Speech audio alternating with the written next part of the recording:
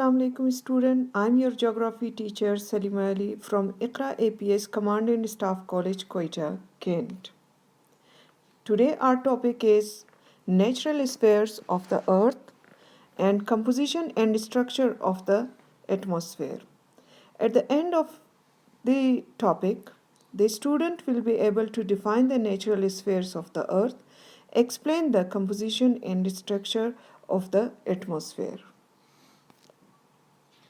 Natural spheres of the earth. Everything on earth can be categorized into four interconnected subsystems known as spheres. Each sphere contains unique types of activity that contribute to a complete system. The four spheres on the earth are the atmosphere, lithosphere, hydrosphere, and biosphere. In short, the four spheres consist of air, land, water, and living things. Atmosphere. The atmosphere refers to the mixture of gases surrounding the earth that is held in place by Earth's gravity. The atmosphere is important because it allows living things to thrive on Earth. It traps heat to keep the Earth's surface warm and filter through harmful cosmic rays and the sun's ultraviolet radiation. Without the atmosphere, the Earth would be cold and lifeless. The atmosphere begins from less than 1 meter below the Earth's surface to approximately 10,000 kilometers above it. Changes in the lower layer of the atmosphere causes weather phenomena like wind and storms.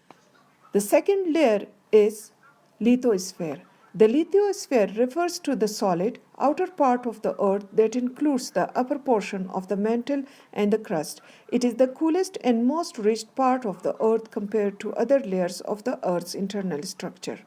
The lithosphere is split into a small number of huge slabs known as tectonic plates, which moves around due to the heat generated in the mantle. As the plates collide into slide against or diverge from one another, geologic events like earthquakes and volcanic eruption takes place on this layer. Surface, the lithosphere from just but one part of the entire structure of the earth has shown in your textbook figure 2.2. We can see that earth is made up of much deeper layer right down to its core. For more information, see the link below. The third layer is called hydrospheres. Hydro means water. So hydrospheres refers to the total amount of water on earth that is stored on its surface, underground, and in the air. Water can be in the form of liquid water, ice, or water vapor. It transforms its state as it goes through various processes in the water cycle. Well, the water cycle is when water vapor rises through the air, condenses into liquid droplets in the sky, then forms cloud, then falls on the earth's surface in a form of rain or snowfall. This water, as a rain or snowfall, is stored in rivers and flow toward the oceans, which evaporate into water vapor again, and this cycle will go on. Is called biospheres. Bio means life. So biospheres refers to the part of the earth where life exists, including places like the roots of the trees, the bottom of the ocean, and the top of mountain. Most of life forms exist between 500 meter below the ocean surface to 6 kilometer above sea level. The earliest life forms exist 3.5 billion years ago. They are called prokaryotes, which includes organisms like bacteria. These organisms photosynthesized under sunlight to sustain other forms of life that feed on them. More species of the plants and animals develop eventually as nutrients are passed on one organism to another through the food web. Is given. Now come to the next topic, composition and structure of the atmosphere. The Earth's atmosphere is special in several ways. It consists mainly of nitrogen and oxygen. It also contains a small amount of carbon dioxide and water droplets. The combination of nitrogen is 78%, oxygen is 21%, and carbon dioxide with other gases and water vapor is 1%. This percentage of the gases is just right for living things to survive. The figure shown in this web as well as in your textbook that Earth's atmosphere is made up of several layers. We all live in the troposphere where most gases in the atmosphere are found. This layer is the warmest because the surface of the Earth absorbs the sun rays and release them as heat. The Earth's surface experiences different weather phenomena when characteristics like temperature, pressure, and moisture change in the troposphere.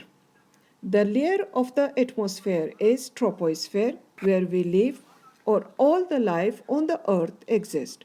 Next to the troposphere is stratosphere. This layer is also called ozone layer.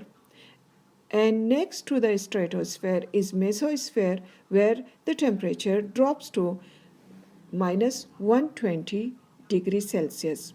And next to a mesosphere, the layer is called thermosphere, which is very hot, and the temperature rise here about 1500 degrees Celsius. And the outermost layer of the atmosphere is called exosphere. This is the layer just next to the outer space. And the temperature here is 2200 degrees Celsius.